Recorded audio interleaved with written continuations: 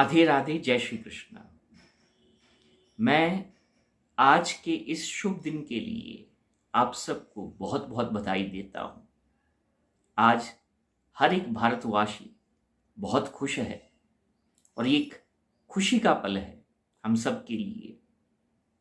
चलिए इस पल को कुछ और रोमांचित करते हैं। किस तरह से? जिस समय श्री राम का अभिषेक होगा उस समय की एक कुंडली है। अब ये कुंडली क्या कहती है? ये साक्षात श्री राम की कुंडली है जो हमारे नव भारत की कुंडली बनेगी।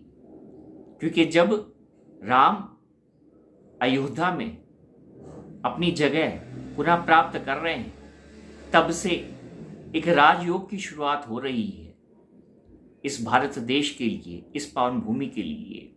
तो ये जो कुंडली है, जो श्री राम की कुंडली है, जिसका मैं विवरण आपको दूंगा, वो हमारी देश की कुंडली बनेगी। अब चलिए उस कुंडली की तरफ जाते हैं। अगर आप उस कुंडली को बड़े ध्यान से देख रहे हैं तो आप देखेंगे कि लगन में गुरु बैठे हैं। जब भी लगन में गुरु बैठते हैं इसका अर्थ ये होता है कि जो पूरा कंट्रोल है कुंडली का वो गुरु के हाथ में होता है। इसका अर्थ ये है कि इस पावन धरा को, इस पावन भूमि को अब गुरु का सानिध्य प्राप्त हो रहा है, गुरु का आशीर्वाद प्राप्त हो रहा है, गुरु की कृपा प्राप्त हो रही है।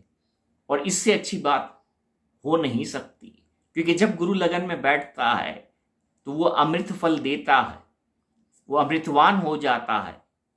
और ये है इस पूरी कुंडली की खासियत है। अगर आप दूसरे घर को देख रहे हैं तो दूसरे घर में साक्षात उच्च कोटि का चंद्रमा विराजमान है। वो कहाँ बैठा है? कुटुंब के घर में बैठा है। कुटुंब, वासुदेव कुटुंब। जहां चंद्रमा होता है उच्च का, वहां स्नेह होता है, वहां ममता होती है, वहां करुणा होती है, वहां पर आनंद होता है। और ये वो समय है जब हम ये सब मैनिफेस्ट करेंगे अपने आने वाले जीवन के लिए। छठे घर में केतु बैठा है और जब छठे घर में केतु बैठता है तो इसका मतलब ये है विजय ही भव। विजय ही भव मतलब ये है केतु हमेशा, मैंने कहा कि आपकी एनर्जी है और केतु जिस घर में भी बैठता है वहां से आपका एनर्जी का स्रोत है जो आपने अर्जित किया है। और 6th हाउस में केतु हमें उस ओर लेके जा रहा है जहां पर ये जो भारत है एक नया इतिहास रचेगा और इसकी कृपा स्वयं गुरु प्रदान करेंगे। नवम घर अगर आप भाग्य का देख रहे हैं तो उसके अंदर साक्षात मंगल, शुक्र, बुध की युति है। मंगल लगन का स्वामी है और बैठा कहाँ है? भाग्य में। भाग्य उदय इसको कहते हैं, भाग्य उदय कहते हैं इसे, क्योंकि जो त्रिकोण होता है वो माँ लक्ष्मी का होता है और जो केंद्र होता है वो श्री हरि का होता है। इसका अर्थ ये है, ये एक्सचेंज ऑफ हाउसेस है। गुरु मंगल की राशि में बैठे हैं और मंगल गुरु की राशि में बैठे हैं। ये आदान प्रदान है। इसका अर्थ ये है कि ये एक बहुत ही बड़े राजयोग का संकेत देता है जिसमें हमारी जो भारत की इकोनॉमी है वो झंडे गाड़ेगी। हमारा जो भारत है वापस अपने श्रेष्ठ पद को हासिल करेगा। मंगल ऊर्जा का भी संचेत करता है, आपके विट का, आपके विल पावर का भी संचेत करता है। और यही खासियत है मंगल की यहाँ पर।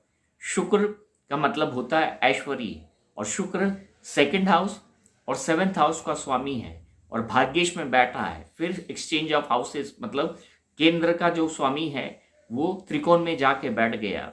ये भी राजयोग का संकेत है। इसका मतलब ये है शुक्र हमारी जिंदगी को फुलफिल करता है, हमारी डिजायर्स को फुलफिल करता है, इससे अच्छी बात क्या होगी। बुद्ध बुद्धि का प्रतीक है, थॉट का प्रतीक है, निर्णय का प्रतीक है, थॉट प्रोसेस का प्रतीक है, आपका विवेक का प्रतीक है।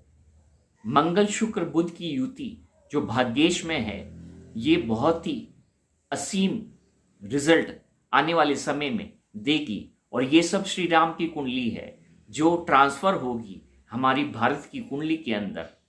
अब जो सबसे रोचक बात है वो ये है, जो 10वां घर होता है वो विश्व का होता है, और विश्व में कौन राज्य कर सकता है इस पूरी दुनिया में। भारत ही ऐसा वर्ष है जो योग्यता रखता है। इसलिए 10वें घर में आप सूर्य को देख रहे हैं। 10वें घर में सूर्य अपने मोस्ट पावरफुल स्टेट में होता है। इसका मतलब ये है सूर्य का तेज सबसे प्रबल होता है। तो ये जो तेज है उससे जो प्रकाश की उत्पत्ति होगी वो पूरे जग को रोशन करेगा, और भारत फिर से एक गुरु देश के रूप में उभरेगा। 11th हाउस में शनिदेव बैठे हैं। 11th हाउस होता है हाउस ऑफ गेन्स का। जो तुमने कर्म किए उसका फल हमें 11वें घर में मिलता है, और यहाँ शनिदेव का विराजमान होना अपने आप ने ये दर्शाता है कि भारतवर्ष ने अब तक जो भी सेक्रीफाइसेस किए हैं इस पावन भूमि के लिए, जो कुछ भी संकल्प किया है वो फलीभूत होगा, क्योंकि शनिदेव रिजल्ट देते हैं। और शनिदेव 7th हाउस में और 11th हाउस में बहुत पावरफुल होते हैं। और शनिदेव का यहाँ बैठना इसका मतलब ये है the completion of manifestation, the result is there. Rahu 12वें घर में, मैंने हमेशा आपको कहा है जहां पर राहु विराजित होता है वो आपका पर्पस है जिसको आपको अचीव करना है।